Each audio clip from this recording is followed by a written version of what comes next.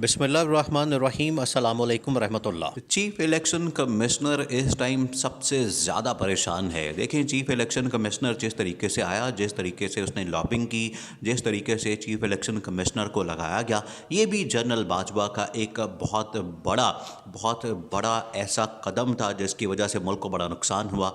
ये ऐसा मामला था जिसकी वजह से मुल्क को सबसे ज़्यादा नुकसान हुआ। और जितने इंतखाबात हुए, जितने इलेक्शन कमीशन की जानिब से फैसले किए गए, वो सारे के सारे मतनाज़े, सारे के सारे कंट्रोवर्शियल निकले। क्योंकि ये जो चीफ इलेक्शन कमिश्नर की पोस्ट है, ये बड़ी इंपॉर्टेंट है, ये बड़ी अहम है। और इसी की वजह से ही मुल्क को इतना ज़्यादा नुकसान हुआ कि पॉपुलर लीडर इमरान खान के ख़िलाफ़ चीफ इलेक्शन कमिश्नर ने कभी तोशाखाना का रेफरेंस, कभी उसके ऊपर तौहीन इलेक्शन कमीशन का रेफरेंस, कभी उसके ऊपर फॉरेन फंडिंग का रेफरेंस, इस तरह के फैसले, इस तरह की कंट्रोवर्शियल चीज़ें इमरान खान के ऊपर डाली गई। लेकिन इमरान खान फिर भी अल्लाह की मेहरबानी से सरबरा एक ऐसा था जो कि कामयाब होता गया, सुरखरू होता गया।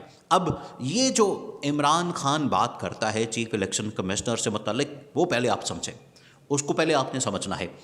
उसके बाद आपको पता चलेगा कि general Asim Munir chief election commissioner के बारे में क्या करने वाले हैं। पहले आप ये जो तैनाती हुई, इसकी बैकग्राउंड को समझें। ये बैकग्राउंड बड़ी इंपॉर्टेंट है इसको समझना। जिस वक्त चीफ इलेक्शन कमिश्नर की तैनाती होनी थी इमरान खान के दौर में, उस वक्त शहबाज शरीफ अपोजिशन लीडर था। उस वक्त दोनों के दरमियान, इमरान खान के और शहबाज शरीफ के दरमियान एक डेडलॉक पैदा हो गया। क्योंकि तीन नाम आते हैं दोनों की तरफ से, वो एक पूरा प्रोसेस, एक पूरा प्रोसीजर है, उसके मुताबिक ये मामला आगे चलता है। तीन नाम आए, लेकिन उसके बावजूद डेडलॉक हो गया। इमरान खान की जानिब से अपने नाम आए, शहबाज शरीफ की जानिब से 3 नाम भेजे गए, लेकिन दोनों किसी एक के ऊपर एग्री नहीं कर रहे थे और ये डेडलॉक हो गया।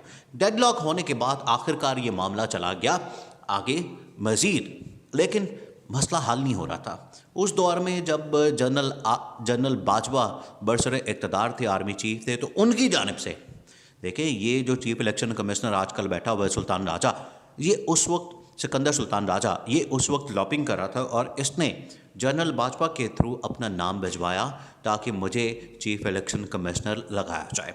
और ये जनरल बाजवा की जानिब से ये नाम सामने आया उस वक्त की इस्टेब्लिशमेंट की जानिब से, और इसको फिर चीफ इलेक्शन कमिश्नर लगा दिया गया। इमरान खान ने इसको फाइनल कर दिया, इसको रिकमेंड कर दिया। इमरान खान क्या कहता है इसके बारे में? इमरान खान ये कहता है कि ये बंदा जिसको मैंने चीफ इलेक्शन कमिश्नर लगाया, ये मेरी ज़िंदगी का सबसे बड़ा ब्लंडर था। इतना बड़ा ब्लंडर था कि मेरी जो 3-3.5 साल की हुकूमत थी, उसके अंदर जो मैंने 3-4 बड़े ब्लंडर किए हैं, उसमें से एक बड़ा ब्लंडर ये था कि मैंने इस बंदे को चीफ इलेक्शन कमिश्नर लगा दिया। और मुझे इतना ज़्यादा नुकसान हुआ कि ये बंदा, आप देखें ना, इसने क्या किया, ये बंदा नून लीग की भी टीम बन गया। इस तरह से कभी होता है? एक इंडिपेंडेंट इदारा है, एक आज़ाद इदारा है, एक खुद मुख्तार इदारा है, उसकी अपनी अथॉरिटी है, वो कैसे नून लीग की टीम बन सकता है या कैसे नून लीग की बातें मान सकता है? जो बातें मरियम नवाज़ कहती, जो इनको चीज़ें नवाज़ शरीफ कहता या शहबाज शरीफ कहता, ये बिल्कुल उसी के ऊपर काम करते थे चीफ इलेक्शन कमिश्नर। अब इनका क्या काम है कि वो शहबाज शरीफ की बातें माने या मरियम नवाज़ की बातें माने या जरदारी ख़ानदान की या नवाज़ शरीफ की?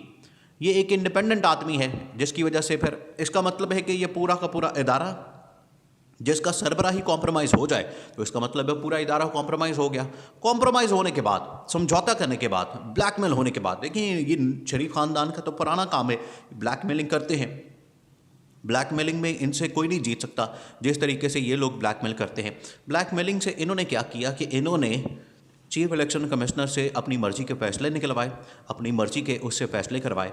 और इमरान खान के ख़िलाफ़ कभी कौन सा, देखिए, इमरान खान के ख़िलाफ़ जब ये फॉरेन फंडिंग का मामला चल रहा था, तो चीफ इलेक्शन कमिश्नर की जिम्मेदारी थी, जो कि इमरान खान कहता रहा कि अगर आपने फॉरेन फंडिंग का केस खोलना है तो सबका खोलें, उसमें पीपल्स पार्टी भी हो, इसमें नून लीग भी हो, पीटीआई अकेला इसका केस खोल के आप लोग इस तरह से क्यों ये इमेज बनाते हैं या परसेप्शन बनाते हैं कि जैसे सारा ये पीटीआई के ख़िलाफ़ काम हो रहा है? बिल्कुल हो भी रहा था।